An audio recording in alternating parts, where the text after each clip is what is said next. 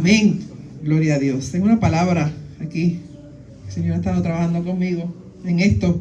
Sigue trabajando conmigo y seguirá trabajando conmigo en esto. Amén. Así que no es para usted solamente, sino que también para mí. ¿Cuántos han estado aquí en salas de espera? En eso, especialmente en los hospitales. ¿Verdad que tedioso es? Yo me acuerdo que una vez, una de las operaciones, de tantas operaciones que yo he tenido, llegué a las 6 de la mañana y desperté a las 10 de la noche. Pero en espera estuve de 6 a 6. Y a las 6 me acuerdo yo que entré, y después yo no me acuerdo nada más y salí a las 10. ¿Verdad? Y fue terrible porque yo llegué y había un montón de... Había una sala bien grande, todo lleno y un silencio abrumador. Y empezó la gente, pasaba gente. Y dice, Dios mío, pero ¿y cuándo me va a pasar? Y pasaba gente. Hasta las 6 de la tarde yo estuve ahí. Fue una experiencia no muy gratificante. Pero había un propósito de yo estar ahí, ¿verdad? Era por mi salud. En aquel momento era algo bastante delicado, pero yo tuve que esperar mi turno, ¿verdad? El puertorriqueño se queja mucho de que te dicen, tú citas a las 10, pero te atienden a las 2 de la tarde. 5 minutos y te vas. ¿Verdad? Aquí he tenido la dicha, ¿verdad? De que hoy me atienden, si llego antes, me atienden antes. Todavía aquí no he pasado eso. Pero eso es parte de la espera, ¿verdad? De sentarte, tienes que calmarte, tienes que esperar, porque se te dijo que se te va a atender. Amén. Amén. Pero nosotros humanamente no somos tan pacientes. La paciencia es una virtud, es un don, ¿verdad que sí? Y a veces nosotros como cristianos no tenemos eso. Y yo quise en esta mañana traerte unos ejemplos, amén, de gente que en la sala de espera que les tocó no tuvieron la paciencia para eso. Voy a tocarlo así por encima. Fue la historia de Abraham y Sara, ¿verdad? Todos conocemos esa historia, amén. De cómo, dicen en Génesis 15, mire esto, se le dio una promesa de un hijo. En capítulo 15 de Génesis se recibió esa promesa. Abraham recibió la promesa. En el capítulo 16, exactamente 11 años después, Agar no pudo esperar. Ella no pudo esperar. Yo voy a ayudar a Dios de algún modo. Y vino y le pidió a su esposo que concibiera otro hijo con Agar. Y en el capítulo 18, entonces nace la promesa a Isaac. Amén. Desde que Dios le habló hasta que Isaac llegó, pasaron 25 años. Abraham tenía 75 y ella dio a luz cuando Abraham tenía 100 años. 25 años esperando. Y nosotros no podemos esperar ni una hora. Amén. Ni 2 horas. Ni el tiempo que Dios tenga estipulado para tu petición. No podemos, nos desesperamos. Amén. Saúl, y lo hablamos de eso el viernes, y yo me reía el pastor hablando de eso, y yo me acordé, ese es el verso que tengo para el domingo. Hablábamos de Saúl, ¿verdad? De cómo después de haber limpiado la ciudad de brujos y cuestiones y santería y todas esas cuestiones, se vio en un apuro. Primera de Samuel 28 del 3 al 12, no voy a leer todo eso, voy a parafrasear, pero tengo un verso en específico que sí quiero mostrar. Eso dice que Samuel ya había muerto y todo Israel lo había lamentado y le habían sepultado en Ramá, su ciudad. Y Saúl ya había arrojado de la tierra a los encantadores, a los adivinos y todo eso. Pero pasó algo que lo hizo dudar de lo que había hecho. Y fue que se juntaron, en el versículo 4, dice, se juntaron pues los filisteos y vinieron acá y acamparon en Sunem. Y Saúl junto a todo Israel y acamparon en Gilboa. Y cuando Saúl vio el campamento de los filisteos, que dice, tuvo miedo y se turbó su corazón en gran manera. Y consultó Saúl a Jehová, pero Jehová no le respondió ni por sueños, ni por Urim, ni por los profetas. Él tuvo miedo y se turbó. Entonces, ya que había sacado cosas que estaban mal, las volvió a traer porque tuvo miedo. Amén. Por causa de eso, lo estábamos hablando el viernes con el pastor en su estudio, hubo unas consecuencias, ¿verdad?, para él y su familia. Porque Dios no me habló cuando yo quería que me diera una palabra. Porque no entendía que es en el tiempo de Dios. Amén. Porque él ya había perdido toda revelación de quién era Dios, el Dios de Israel. Ya en su espíritu ya estaba perdido hacía mucho más tiempo atrás. Pero se turbó su corazón en gran manera. Y entonces pidió ayuda en el lugar que no tenía que pedir ayuda. Amén. Nosotros podemos tener una variedad de escenarios. Vimos el escenario de Sara, ¿verdad? Podríamos decir que el escenario de Sara hubiera sido un escenario tranquilo, porque tenía que esperar nada más que en su casa que el muchacho llegara, ¿verdad? Vamos a decirlo de ese modo. Ahora, el escenario de Saúl era diferente. El escenario de Saúl era de caos. Amén. Pero aún en un escenario o en una sala de espera tranquila, o en una sala de espera donde haya un caos, en ambas podemos caer en el desespero. Amén. Porque eso fue lo que le pasó cuando dice, se turbó su corazón. Fue que el hombre estaba ya desesperado. Me van a matar, esto va a ser un caos. Yo necesito saber si yo tengo la cobertura de Dios. Pero fue el lugar equivocado, vuelvo y repito. Y desespero no es otra cosa que el miedo a perder el control. Eso es desespero. Y eso fue lo que pasó con Saúl. Eso fue lo que pasó con Sara. Ellos tenían que tener el control de algo que no les pertenecía tener el control, porque el control lo tiene el Señor. Nosotros traemos nuestras peticiones delante del Señor. Por supuesto que si nos levantamos temprano, llegamos y oramos con hermana Gladys media horita ahí antes del culto, les invito, usted llegue y se sienta con nosotros, ahí se llega temprano. Amén. Pero oramos y ponemos muchas peticiones delante del Señor. Pero el control lo tiene Él. Amén. Entonces, si nosotros entendemos eso y desde el principio le entregamos el control, podremos pasar por el proceso de espera en paz. Porque sabe que desde el principio sé que no lo controlo yo. No lo controlo, no, mi fuerza no dan para tanto.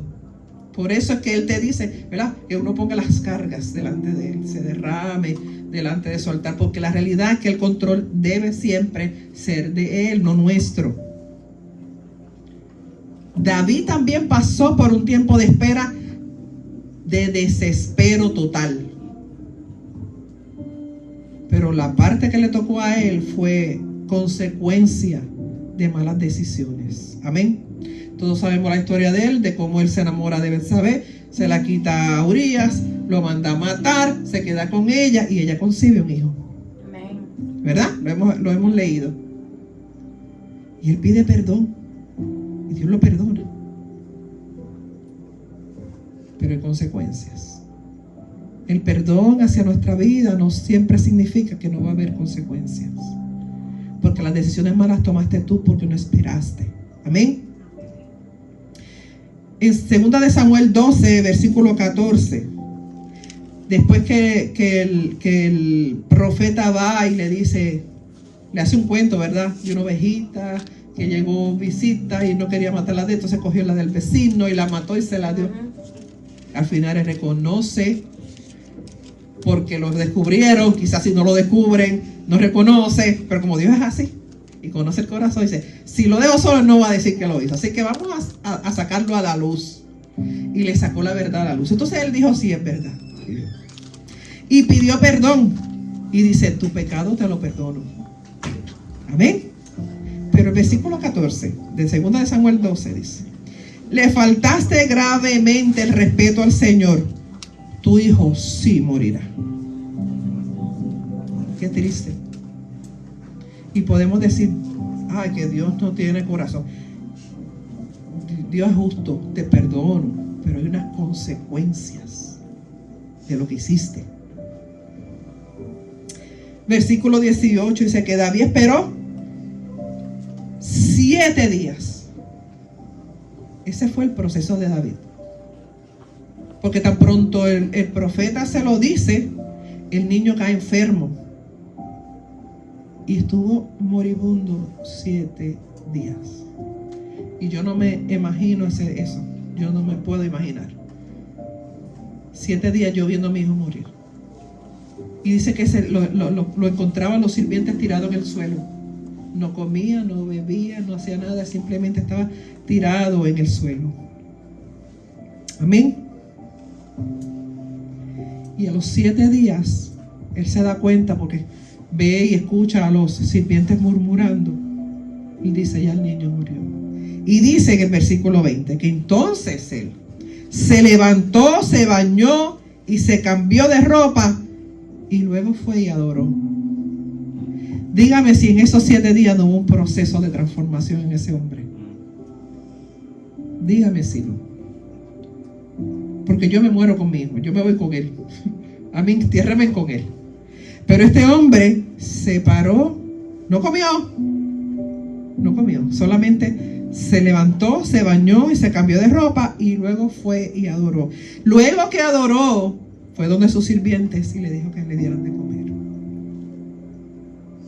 Y le dicen, ¿cómo es que mientras tu hijo estuvo enfermo, estoy parafraseando lo que dice el capítulo, cómo es que si tu hijo estuvo enfermo, tú no comiste ni bebiste ni nada, y ahora que muere, tú te bañas, te cambias y vienes a comer? Él dice, pues cuando el niño estaba enfermo, yo esperé la misericordia de Dios de que cambiara mi panorama, pero no lo cambió. Pero fue y adoró. Amén. Fue y adoró. Aceptó la decisión de Dios, porque fue decisión de Dios. Amén. Cuando yo estaba pequeña, eso lo compartía yo una de mis hijas el otro día. Ella me preguntó que si yo tenía peticiones delante del Señor que no fueron contestadas, y de alguna manera si yo me había enojado por eso. Yo le dije, yo creo que toda mi vida yo tenía solamente una petición, y era que mi mamá nunca muriera. Eso era yo desde pequeña. Yo decía, todos los días lloraba y decía, que mi mamá no muera, Señor. Y todos los días yo me levantaba buscándola. Yo sabía que ella y si ella se iba temprano a hacer sus cosas en la finca y yo no la veía, yo esperaba y decía, ella tiene que llegar ya mismo porque yo oré, ella no puede morirse. No puede morirse. Hasta que un día me llaman en mi trabajo y me dicen que ella había partido con el Señor. Pero ya para ese momento yo entendía que todo estaba en las manos del Señor. Que no porque yo oré eso es que iba a pasar así, porque Él tiene nuestros días en sus manos y Él sabe. Nosotros dice que el hombre, con Puerto Rico, el hombre dispone, propone y Dios dispone, ¿verdad? Y eso es bíblico, no lo dice de esa manera, pero sí es bíblico. Nosotros tenemos nuestros pensamientos y nuestras peticiones y todo, pero es de Jehová hacer o no hacer. Y después que ella muere, el Señor me da una visión y yo la vi. Y estaba como un campo con muchas flores blancas. Una cosa. Y yo dije, ok, Señor, puedo estar en paz. Puedo estar tranquila porque está en un mejor lugar. Pero esa era mi petición. No se iba a cumplir jamás. Porque nacimos para morir un día. Amén. Pero en mi inocencia de niña. Pero David tuvo esta experiencia y aprendió con la pérdida. Amén. De que Dios sabe lo que va a hacer y cómo lo va a hacer y por qué lo va a hacer. Como yo le dije otra vez a ustedes, nosotros no tenemos todas las respuestas a todas las cosas. La única respuesta que yo tengo para todas las cosas es que Dios sabe. Él sí sabe. Y en el Salmo 40, del 1 al 3, vemos a un David transformado, que dice: al Señor esperé pacientemente Y Él se inclinó a mí y oyó mi clamor. Ahí ese punto ya él sabía que podía esperar en Dios. Y ese punto él había entendido que todo viene de su mano, y lo que Él quiere lo quita, y lo que Él quiere pone, y lo que quiere lo añade. Amén. Amén. So, la sala de espera es un lugar de transformación para ti y para mí, donde tu carácter es trabajado y forjado a la semejanza de Cristo, donde la paciencia que nos cuesta tanto tener, esa paciencia que cuando no la tenemos desesperamos, esa paciencia es labrada en nosotros, se crea y crece en nosotros. Amén. Es un lugar de revelación donde Dios se deja ver como uno lleno de misericordia. Por eso Él dice, Él se inclinó a mí. Yo solamente tuve que esperar pacientemente, y Él se inclinó, y yo lo vi. Y vi cómo obró, cómo hizo las cosas, quizá no como yo estoy pensando. Que ese es el punto de nosotros. Nosotros nos hacemos una película, como dice el puertorriqueño, hacemos una película en la mente de cómo es todo. Dios va a hacerlo así, así, así, y yo voy a encontrar esto, y Dios me... No, mi hermano, no. Si empezamos así, estamos mal. Tú puedes tener la manera en que tú esperas, pero Dios te da el final. Amén. Y él vio como Dios se inclinó y lo oyó.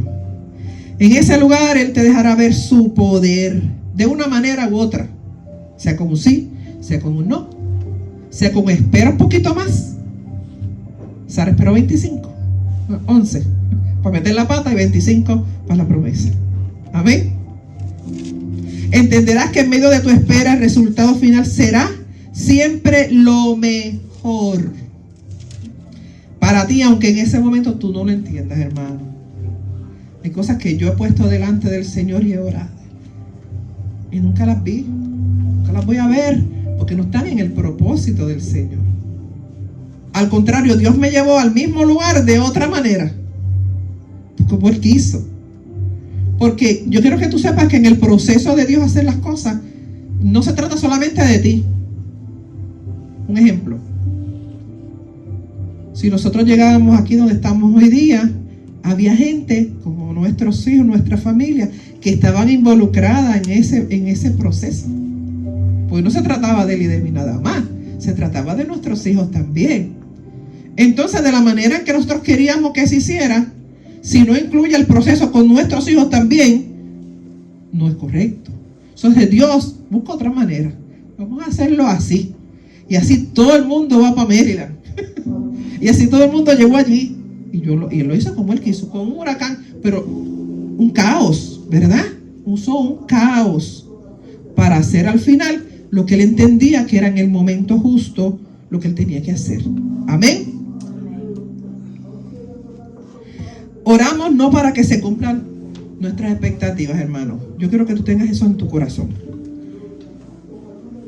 Ora y expon siempre tu sentir y tu corazón, derrámalo delante del Señor, pero no para que se cumplan tus expectativas, sino para que se cumpla la perfecta voluntad de Dios. Porque nuestro corazón es engañoso, ¿sabes? O sea, a veces nosotros deseamos, yo deseo esto porque eso es lo que nuestro corazón, nuestra humanidad quiere. Y ahí está el Señor detrás de ti. Ay, Dios santo, ay, bendito, como dice el puertorriqueño. Eso no es, y no es así. No siempre lo que oramos se cumple con nuestro propio deseo, como acabo de decir. No siempre es así. Jesús oró estando en angustia, ¿cierto? Estando en desespero porque no tenía el control. En ese momento no lo tenía. Y él dijo, pasa de mí esta copa, pero no se haga mi voluntad. Jesús tenía eso muy claro, que lo que se trataba la cruz era de la voluntad de Dios en la vida de él. Era no solamente de él, ¿ves? Nos incluía a todos nosotros. Amén. Entonces, se trata de su voluntad. ¿Te sientas cómodo en el proceso o no te sientas cómodo? Yo no me sentía cómodo con saber que iba a entrar y me iban a abrir como un melón. Yo no sabía, no quería, la realidad es que no. Pero tenía que pasar. Tenían que hacerlo. Amén. La falta de fe o confianza en Dios dificulta la espera, mi hermano. Dice, confía en el Señor. En el Salmo 37:7 dice, confía callado en el Señor y espérale con paciencia. La falta de fe y confianza en Dios dificulta tu espera, y la ausencia de paciencia destruye mi futuro en Él. Destruye tu futuro, la falta de paciencia. ¿Por qué qué? Porque me lleva a tomar decisiones contrarias a su voluntad. Se lo voy a repetir completo porque yo creo que usted lo entienda. La falta de fe o confianza en Dios dificulta mi espera, y la ausencia de paciencia destruye mi futuro en Él, porque me lleva a tomar decisiones contrarias a su voluntad. Si yo no aprendo a confiar en su soberanía, en que Él sabe lo que está haciendo, no tengo la paciencia para esperar en Él, hermano, eso va a destruir muchas cosas en ti, muchas cosas que Dios quiere hacer. ¿Por qué? Porque vas a hacer lo que tú entiendes que es más rápido, más efectivo, y me va a dar las soluciones que yo necesito ahora. Y después le echamos la culpa a Dios. Dios no está conmigo, Dios me dejó, Dios no es Dios, no creo en Dios porque yo estaba orando tal cosa. Y no, pues que nuestro día está en sus manos y Él sabe. Él sabe. En ti, en mí, debe haber dos cosas muy importantes: la confianza y la paciencia. Eso tiene que ir de la mano, porque cuando yo confío, yo puedo esperar. Cuando yo confío, yo tengo la paciencia. Amén. Y ambas, tanto la confianza como la paciencia, se desarrollan en nosotros a través de las pruebas, de las dificultades. Porque como a David, en esa semana de angustia, eso se desarrolló. Él conoció un poco más a Dios. Y puede ser fuerte pensar que con la muerte de un hijo, sí, podemos ver a Dios en medio de eso. Mientras caminamos con Él, vemos su fidelidad, que nos demuestra que podemos depositarnos en sus manos sin temor a ser defraudados. David vio que aún en el medio de su pérdida, Dios lo sostuvo. Dios siguió peleando por él. Dios siguió dando victorias en otras cosas. Amén. Isaías 12:2 dice: la revelación de tener un Salvador. Mire esto. He aquí una firmeza. Dios es mi Salvador. Confiaré y no temeré, porque mi fortaleza y mi canción es el Señor Dios. Él ha sido mi salvación. Hay una certeza en esa declaración. Él es, Él no va a ser el tal vez, cuando yo lo busque, cuando haga algo por mí, no. Él es mi Salvador. Confiaré y no temeré. Ve lo contradictorio. Confiaré y no temeré. Están encontrados. Si usted confía, ya el temor no tiene lugar en usted. Confía, hermano, confía. No tengas miedo. Él es tu fortaleza y tu canción. Él es el Señor Dios. Él te ha sido por salvación. Amén. No podemos esperar en Dios si no estamos seguros del lugar que Él tiene en nuestras vidas. Si yo les pregunto, y eso es personal de ustedes, ¿quién es Él para ti? ¿Qué lugar Él tiene en tu corazón? Así va a ser tu confianza. Amén. Y así va a ser tu resistencia cuando tengas que esperar una respuesta. Porque de eso depende, de la liberación que tú hayas tenido, de quién es Él en ti. Amén. La victoria más grande está en el poder alabar a Dios en medio de tu espera, sabiendo que todo estará seguro en sus manos. A David se le hizo difícil en la espera, pero tan pronto terminó la espera, aún viendo el resultado fatal, él adoró. Él adoró. Ahora tú y yo podemos adorar en medio de la espera. Si tenemos la confianza, amén, y sabemos quién es Dios en nuestra vida. Isaías 25:9.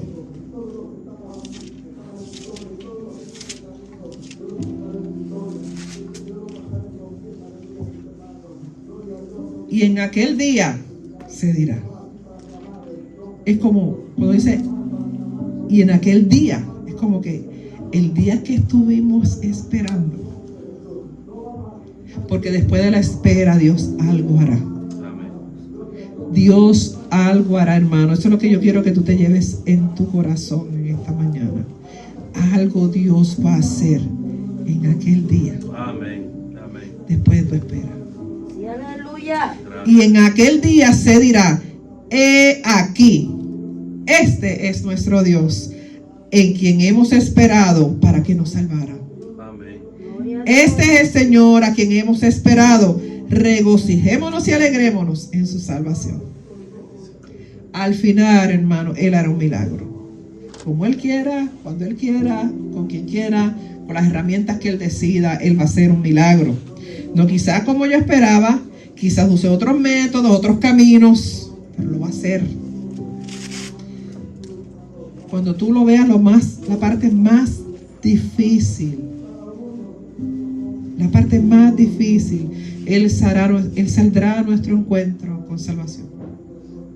Él lo va a hacer. Cuando digamos imposible que esto ocurra, como estaba hablando yo con las hermanas allá atrás, Dios hace milagros donde no los hay. Mi hermano, donde no hay nada, ni hace nacer planta, donde siquiera había una semilla, Él es capaz de hacer eso. Sí, amén. Y hablábamos de eso allá atrás, de los milagros que esperamos que Él haga. ¿Cómo lo va a hacer? Quizá el panorama sea el más difícil, el que digamos imposible que eso pase, porque humanamente es imposible. Ahí es que Dios se manifiesta. Porque siempre se trata de Él, hermano. De que Él es todopoderoso y que Él hace lo imposible posible. Tú y yo hoy podemos venir delante de Él. No podemos dejar de orar. Porque hay gente que dice, pues si el Señor va a hacer como quiere siempre, ¿para qué voy a orar? Venga siempre y ponga su causa delante del Señor.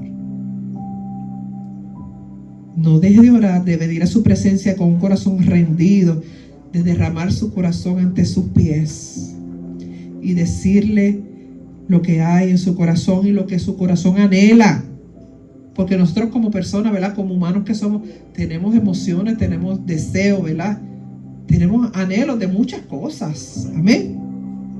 Venga, póngalo a los pies del Señor. Nos conviene hacerlo sin olvidar que la última palabra la tiene Él. Que a ti y a mí solamente nos toca, Señor. Esto es lo que yo quiero. Esto es lo que yo deseo, Señor. Este es el anhelo de mi corazón. Pero haz tu voluntad. Haz como tú entiendas que debes hacer. Es la única forma, hermano, que aun viendo el resultado podemos ser felices, sabiendo que solamente se hizo la voluntad de Él, nada más. Nada más. El pueblo de Dios hoy día, la iglesia de Dios vive en espera.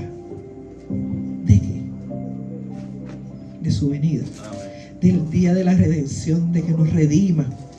Vivimos en espera. Ese tiempo de espera tú eliges cómo vivirlo, con gozo, con alegría, dándole gracias por todo, aunque no lo veo todavía. Después la fe, la certeza de lo que se espera, la convicción de lo que no se ve. Tengo certeza, convicción de quien yo he creído. No lo veo, pero algo le está haciendo. Algo va a seguir haciendo. Amén. Y al final habrá un resultado de bien para la iglesia. Así que, hermano, sigue yendo a los pies del Señor, derramándote como incienso en las oraciones, ¿verdad? Que hablamos en el tabernáculo. Sigue derramando tu incienso, que llegue a la presencia del Señor, pero que sepas que tu futuro y bienestar está en las manos de Él. Amén. Y que Él decide cómo, cuándo y dónde. Solamente confía y sé paciente. Pacientemente esperé a Jehová. Y Él me oyó y se inclinó a mí. Amén. Hemos repuesto de pie en esta mañana. Gracias, Jesús.